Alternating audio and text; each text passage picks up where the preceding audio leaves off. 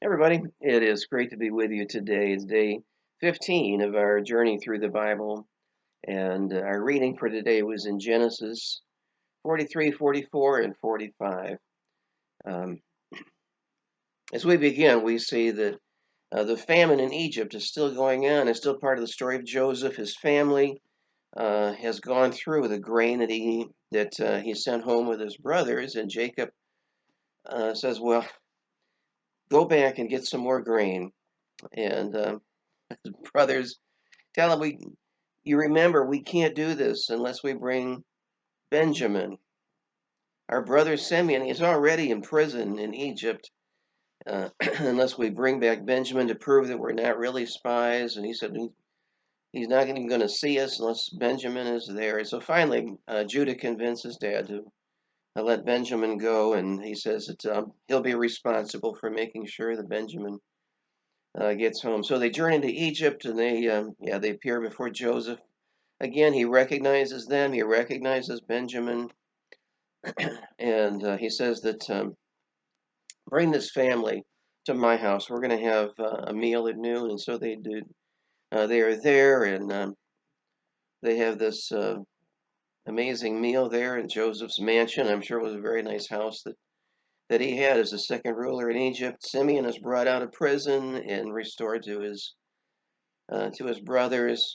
They're given the food, and he sends them off. Of course, once again, he puts the money that they paid for that food in their sacks along with all of their grain, but he also puts in Benjamin's sack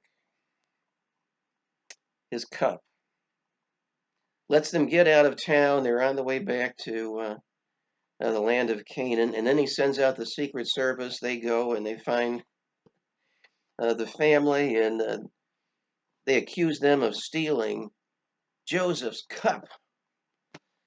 And of course, they deny it. They wouldn't do such a thing, and the authorities from Egypt are going through their sacks of grain and one by one until finally they get to Benjamin's sack, and there is Joseph's cup.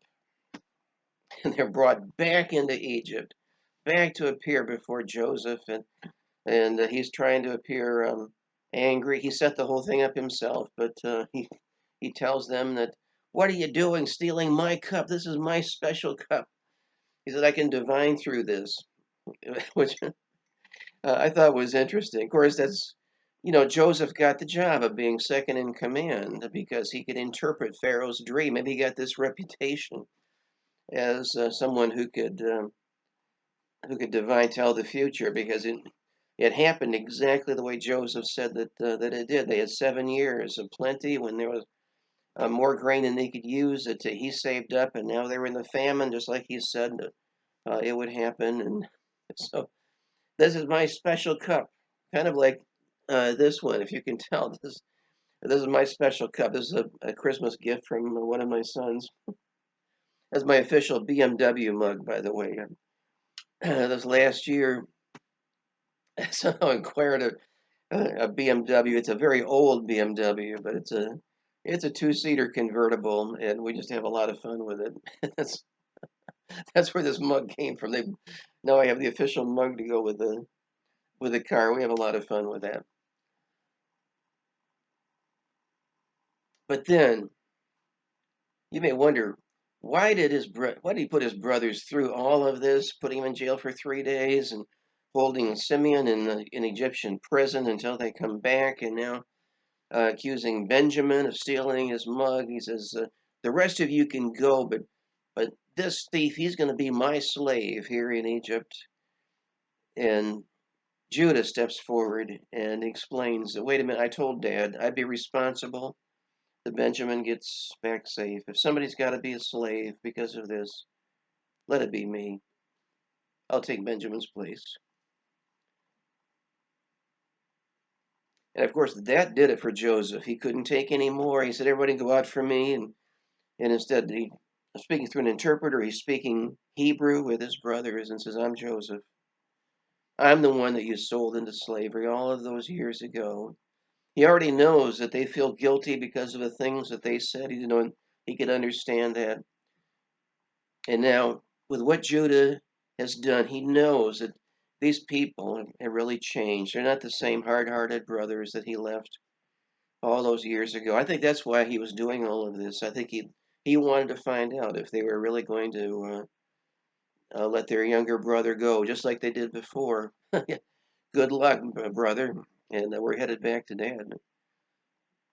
But when Judah said that, he knew that no, these are changed men.